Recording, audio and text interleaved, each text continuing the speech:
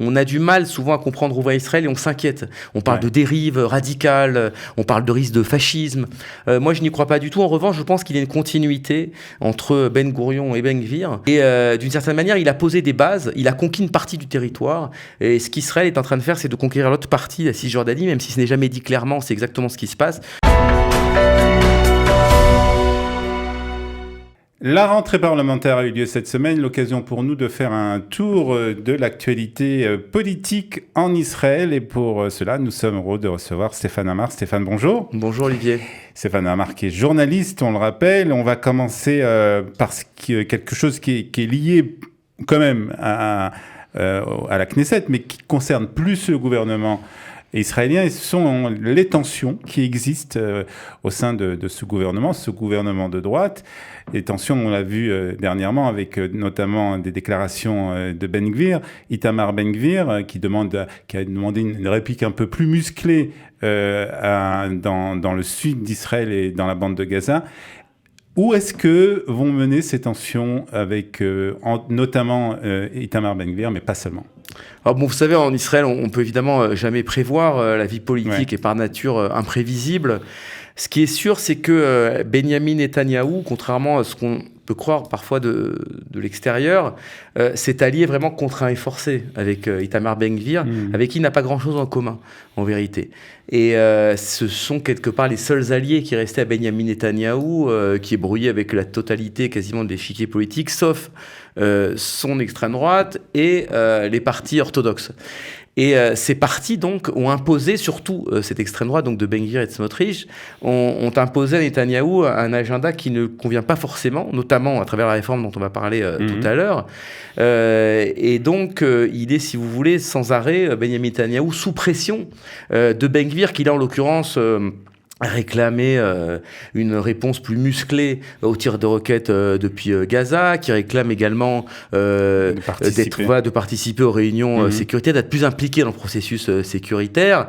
Et Benyamin Netanyahou résiste, n'est pas très à l'aise, il est allé vraiment à reculons sur cette réforme, il a plutôt tendance à calmer le jeu. En vérité, c'est un centriste, Benyamin Netanyahou. Il a toujours gouverné avec des gens du centre, d'abord avec Livni, ensuite avec Lapid, et avec cette extrême droite qui veut aller beaucoup plus loin, beaucoup plus fort. Il est très mal à l'aise. Alors, il a menacé Ben Gvir, il lui a expliqué que la porte était ouverte, mais en vérité, elle n'est pas si ouverte que ça, parce que si Ben Gvir quitte la coalition évidemment s'effondre, et avec qui Benyamin Netanyahou pourra repartir en campagne? Surtout que personne, ni même Benyamin Netanyahou, ni Itamar Ben Gvir, ont intérêt à provoquer des élections aujourd'hui, en fait. Non, parce que les deux se tiennent. Mais je dirais que celui qui a peut-être le moins intérêt à une dissolution, c'est Benyamin Netanyahou.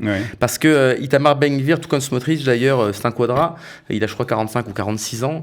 Il a encore toute une longue carrière politique devant lui. Il est dans une phase ascendante. Les sondages sont toujours très bons pour lui. Donc, si demain, il se représente devant ses électeurs, il aura ses 15 mandats. Même s'il est dans l'opposition, il continuera d'exister. Benyamin Netanyahou, non. C'est un politicien qui a dépassé largement les 70 ans. Encore une fois, il est relativement isolé. Alors certes, il est toujours très populaire au sein de son électorat, au sein de son parti. Enfin, il est très seul. C'est-à-dire qu'on voit très mal demain avec qui il pourrait reformer une coalition. Donc lui, si ce gouvernement s'effondrait, son avenir politique serait tout de même a priori compromis. Alors l'autre sujet quand même très important de cette rentrée parlementaire, c'est la réforme judiciaire. Les pourparlers entre l'opposition et la majorité continuent à la résidence du président, même si ça piétine un peu. Est-ce que cette réforme judiciaire peut aussi peut-être mener à un effondrement du gouvernement ? Alors oui, parce que c'est un peu la même problématique, c'est-à-dire que, alors là, non seulement Ben Gvir, mais toute une partie du Likoud, en fait la nouvelle garde du Likoud, les jeunes du Likoud entre guillemets, enfin en tout cas la nouvelle génération, tient mordicus à cette réforme. Contrairement à ce qu'on a pu raconter, elle n'a pas été faite sur mesure pour Netanyahou, au contraire, Netanyahou n'en voulait pas, il a été 12 ans au pouvoir, il n'a jamais mené ou même envisagé de mener une réforme de ce type. Elle a été pensée depuis de très nombreuses années par un think tank, Kohelet, par Levin, par Rothman, et qui donc attend attendait une fenêtre favorable pour porter cette réforme auquel ils tiennent énormément parce que elle conditionne tout un choix de société pour Israël.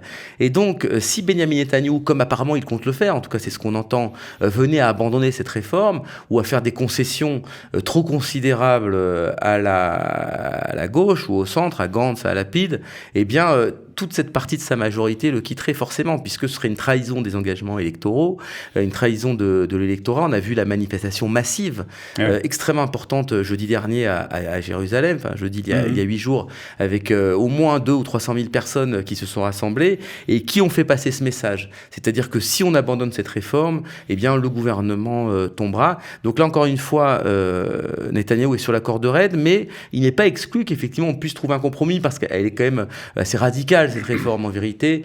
Donc si on pouvait la ramener à quelque chose de plus équilibré, il n'est pas du tout exclu que la gauche et le centre accèdent acceptent un compromis, puisque finalement Lapid aussi pense qu'il faut réformer le système. Il y a eu des voix très importantes à gauche qui se sont prononcées pour la réforme. On peut trouver un terrain d'entente quand même malgré tout avec l'opposition.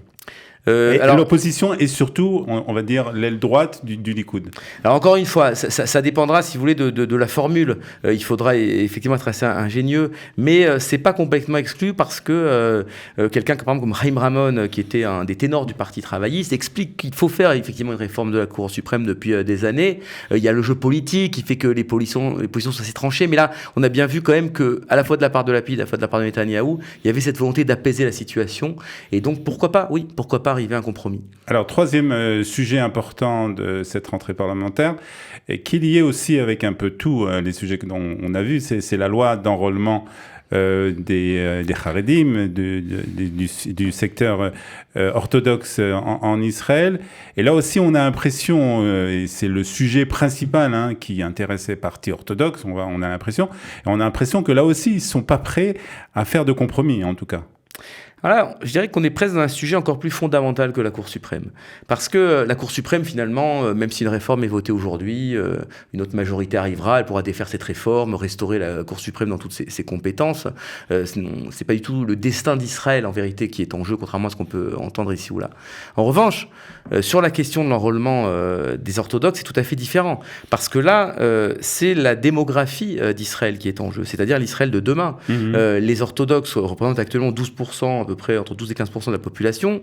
En 2050, ils sont 30% de la population. Donc il est évident que c'est un non-sens complet d'imaginer qu'une part aussi importante de la population sera dispensée de service militaire sous un prétexte ou sous un autre. Il faut savoir, il faut le dire clairement aux gens qui nous écoutent, que ce système est basé en grande partie sur le mensonge. C'est-à-dire qu'il y a des fausses attestations qui sont produites.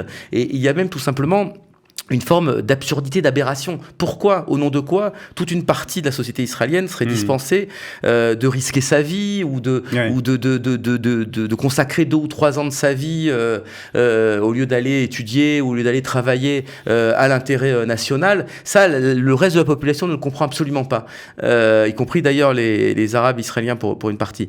Donc, si vous voulez, combien de temps les rabbins vont tenir ce discours? Combien de temps vont-ils nier cette réalité qui fait que l'Israël de demain exige que tout le monde participe à l'effort national, dans le monde du travail, c'est une évidence, mais aussi dans la défense. Et donc là, Vous voyez un changement dans le monde orthodoxe de ce côté-là? Alors je vois un changement dans la base. Il y a de ce que j'ai pu enquêter, de ce que j'ai pu rencontrer, il y a beaucoup de jeunes orthodoxes qui veulent faire l'armée, qui veulent être des Israéliens comme les autres, entre guillemets, qui d'ailleurs ne voient pas spécialement leur avenir dans une yeshiva. Il y a des gens qui sont tout à fait faits pour ça, pour rester, qui ont la capacité de rester assis durant des heures pour étudier des textes talmudiques, mais il y a toute une partie de jeunes qui sont nés dans ces milieux-là et qui ne sont pas faits pour ça. Et donc eux veulent être plus inscrits dans l'action, je dirais. Et l'action, encore une fois, c'est le monde du travail, mais c'est aussi l'armée, et c'est aussi un facteur d'intégration capitale, l'armée en Israël, puisque ça ouvre des horizons professionnels qui ne s'ouvrent pas si on n'a pas fait l'armée. Donc, quelque part, interdire à toute une génération, ou en tout cas l'inciter à ne pas s'engager, c'est aussi sacrifier son avenir. Alors, et ça, je pense que c'est très grave. La solution, ça serait des unités qui soient adaptées justement à cette population. Ça existe depuis de longues années. Il est évident que n'importe quel jeune orthodoxe qui veut s'engager s'engager dans l'armée a des possibilités, que ce soit en termes de séparation des sexes, de nourriture cachère, d'aménagement des horaires pour les offices religieux, etc., etc. Ça fait depuis longues années. Il y a tout un secteur de la population religieuse, donc les sionistes religieux, qui sont insérés depuis des décennies dans ce système, avec les systèmes de SDR, les systèmes de Yeshiva Gvoa. Enfin, je veux dire, c'est évident qu'il y a tout un tas d'accommodements qui avaient d'ailleurs été prévus dès le départ par David Ben Gurion et le rabbin Goren, dont les orthodoxes peuvent bénéficier. Alors, avant de terminer de parler du livre que vous avez sorti, qui vient de sortir, Stéphane, je voudrais qu'on parle de Benny Gantz, qui a une montée assez fulgurante dans les sondages. Alors, est-ce que c'est que dans les sondages et est-ce que c'est quelque chose qui pourrait se réaliser et qui pourrait vraiment être une alternative à Benjamin Netanyahou? Je pense que la popularité dans les sondages de Gantz traduit vraiment une volonté d'apaisement de l'ensemble des Israéliens. J'ai rencontré très très peu d'Israéliens qui souhaitent en découdre les uns avec les autres, que ce soit les pro-réformes, que ce soit les anti-réformes. Ce qu'on entend plutôt, c'est, après tout, nous sommes un peuple, il faut garantir par-dessus tout l'unité du peuple, etc. Et c'est sans doute ce qu'incarne Benny Gantz, puisque lui, il s'est opposé à la réforme, mais quand même dans des termes assez modérés. C'est une personnalité de gauche ou du centre-gauche, mais en même temps, c'est un grand militaire, ce qu'on appelle un bitroniste en Israël, c'est-à-dire un sécuritaire. Il s'est bâti quand même au fil de ces élections qu'il a perdues. Il s'est bâti une figure de rassembleur. Il a un certain âge, c'est important aussi. Il a un côté assez rassurant et je pense que les Israéliens ont besoin d'être rassurés parce qu'ils ont eu quelque part très peur à certains moments, surtout avec cette crise qui a suivi la fausse démission de Galante. Ouais. Je crois que les Israéliens ont eu extrêmement peur. Ils ont vu qu'ils jouaient quelque part avec le feu et Gantz s'est efforcé d'apaiser la situation et je pense que ça lui profite en termes de popularité. Alors, on va terminer par un livre qui vient juste de sortir, Stéphane, L'exception israélienne. Alors, de quoi ça parle ? Alors, l'exception israélienne, d'abord, ça sort à l'occasion des 75 ans de l'État d'Israël, qui sont célébrés ces jours-ci. C'est un livre de reportage qui raconte pourquoi et comment Israël est un pays à contre-courant de l'histoire, en tout cas à contre-courant de l'histoire européenne. Et ce décalage, finalement, crée bien des malentendus. Et j'ai voulu expliquer justement en quoi Israël était différent et pourquoi Israël était différent. C'est par exemple un pays très nationaliste, regroupé autour de son drapeau, de son armée, au moment même où l'Europe tourne le dos au nationalisme à cause des 2 guerres mondiales qui ont été meurtrières et complètement vaines. C'est un pays où la natalité est extrêmement forte, au moment où la natalité s'effondre en Occident. C'est un pays qui colonise de nouveaux territoires, au moment où les Européens décolonisent, ou ont décolonisé dans les années 60-70. Et c'est un pays, quelque part, qui cultive comme ça une identité extrêmement forte. Alors je ne sais pas si vous répondez à cette question. À quoi ça nous mène ? Alors justement, oui, c'est effectivement un des aspects du livre. On a du mal souvent à comprendre où va Israël et on s'inquiète. On parle de dérive radicale, on parle de risque de fascisme. Moi, je n'y crois pas du tout. En revanche, je pense qu'il y a une continuité entre Ben Gurion et Ben Gvir. C'est-à-dire que Ben Gurion était également extrêmement nationaliste. Il est venu, au nom de la Bible, construire cet État. Ses écrits en témoignent. Ils sont nourris de citations bibliques, de visions prophétiques.